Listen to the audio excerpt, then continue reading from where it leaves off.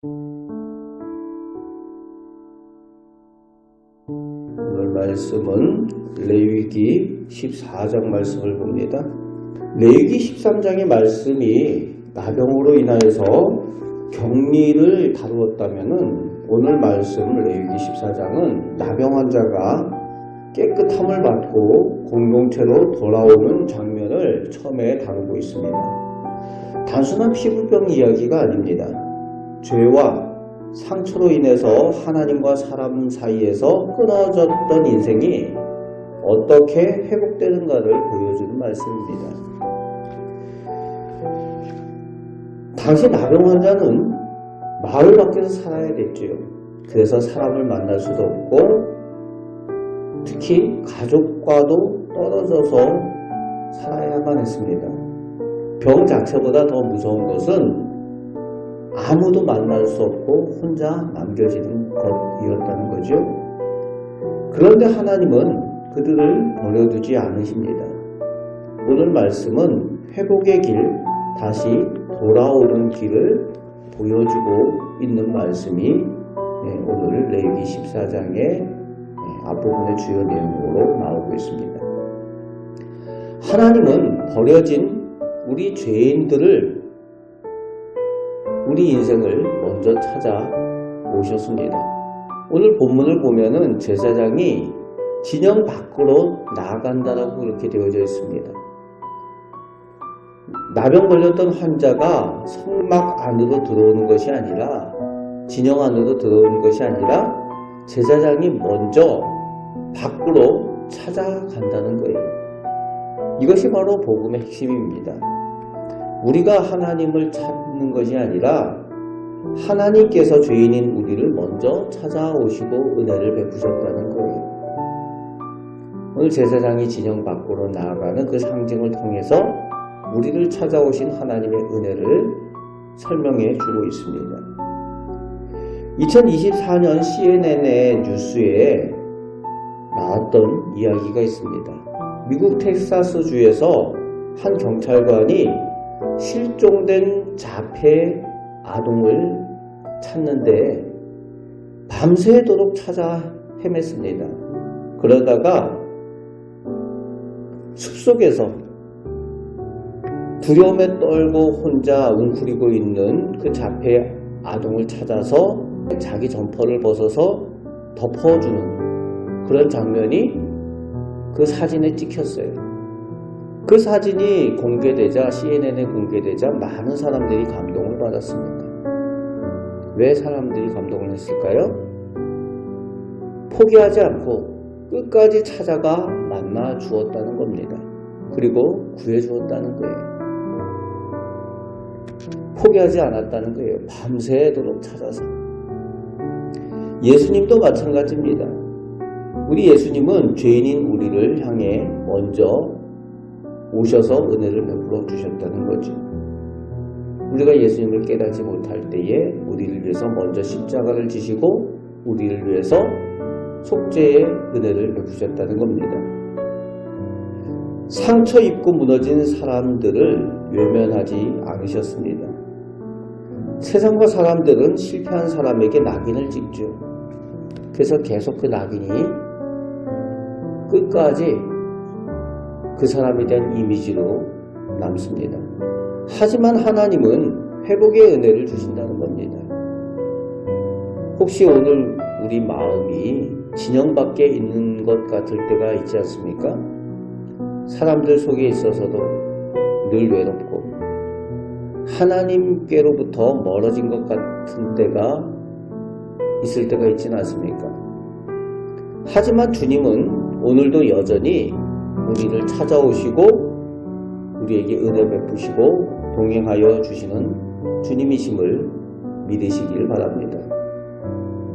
그런데 회복은 값없이 주어지지만 가볍지는 않습니다. 오늘 말씀에 피와 물과 기름의 정결 예식이 나와요. 나병에 걸렸던 사람이 회복되어 돌아올 때에 그 회복에 희생이 필요하다는 것입니다. 그렇게 죄는 가볍지 않다는 거예요. 그래서 예수님의 십자가도 가벼운 사건이 아닙니다. 우리가 예수님을 값없이 믿고 그 은혜를 받지만 그 십자가가 가볍지 않다는 거죠. 2023년에 서울에서 한 소방관이 화재 현장에서 시민들을 구하다가 크게 다쳤습니다. 인터뷰를 했어요. 그렇게 위험한 줄 알고 어떻게 들어갈 수가 있었습니까? 그때 그 소방관이 그렇게 얘기했어요. 누군가는 들어가야만 했습니다. 누군가는 들어가야 구할 수가 있으니까 누군가는 들어가야만 했습니다. 라고 그 다친 소방관이 이야기를 하는 그 소리를 듣고 그 주변에 있는 사람들이 말이 묻었습니다. 희생 없는 구원은 없습니다. 오늘 본문 말씀에도 새를 잡고 또 양을 잡고 하는 그런 희생의 이야기들이 나오는 거죠. 회복을 위해서 희생이 필요하다는 겁니다. 예수님께서도 우리를 살리기 위해 십자가로 들어가셨습니다. 우리를 깨끗하게 하시기 위해 자신의 생명을 내어주셨어요. 레위기의 성결 예식은, 이 정결 예식은 결국 예수님의 보혈을 가리키고 있습니다. 우리는 살면서 종종 이 정도 죄쯤이야 라고 생각을 하는 그런 일들이 있습니다. 그런데 그 정도 죄 때문에 예수님께서 죽으셨다는 사실을 십자가를 보면서 그 죄의 무게를 우리는 깨닫게 되는 거예요. 이 정도쯤이야 하는 그 작은 죄 때문에 그 죄를 해결하기 위해서 예수님께서 십자가를 지실 수밖에 없다는 것을 생각할 때에 이 정도쯤이야가 될 수 없다는 거죠. 죄가 무겁다는 겁니다. 크든 작든 죄의 삭은 사망입니다. 그래서 해결해야 되는 거죠. 회복된 사람은 이제 새로운 삶을 살아야만 합니다. 정결함을 받은 사람은 다시 공동체 안으로 들어왔어요. 하지만 이제는 이전과 다른 삶을 살아야만 합니다.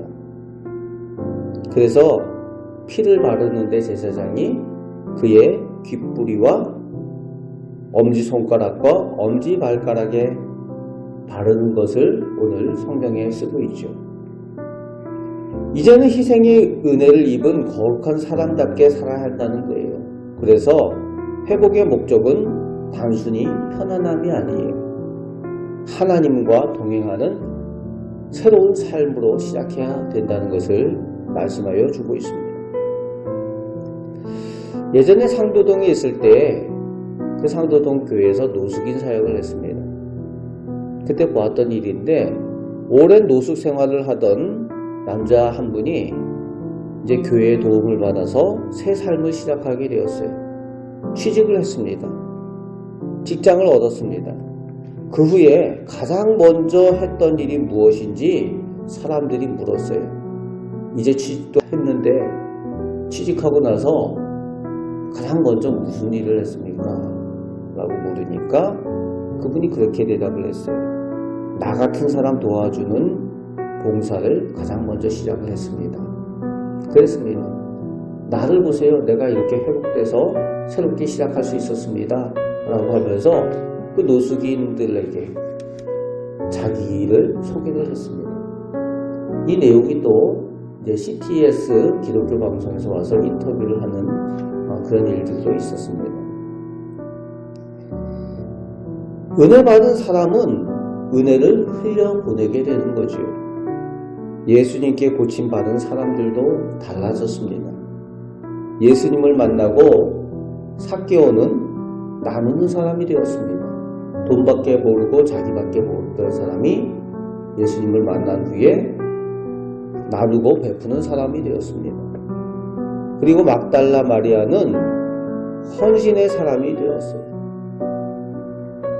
진정한 회복은 예전 삶으로 그저 돌아가는 것이 아니라 삶의 방향이 달라지는 겁니다. 나를 위해서 살던 그 삶이 이제는 주님을 위해서, 주님께서 기뻐하시는, 주님께 영광 돌리는 삶을 위해서 살아가는 겁니다. 사랑하는 우리 성도교회 가족 여러분, 오늘 말씀은 단순한 병고침 이야기가 아닙니다. 하나님께서 죄와 상처로 무너진 인생을 다시 공동체로 부르시는 회복의 메시지입니다. 하나님은 끝이라고 말씀하시지 않으시는 거예요.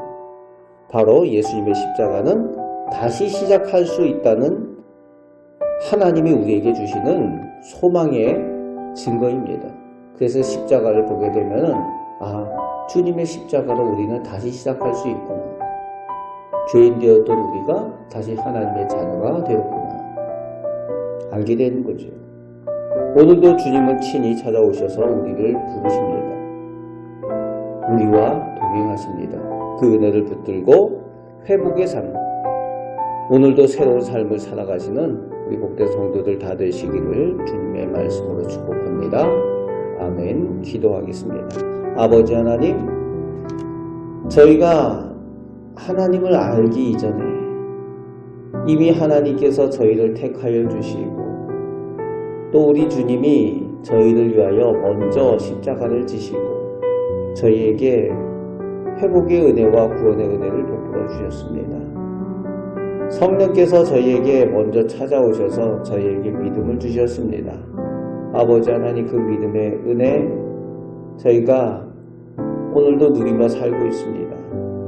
그 은혜를 기억하며 이제 또 하나님의 영광을 위하여 하나님께서 기뻐하시는 삶을 살아가는 저희들 다 되게 하여 주옵소서.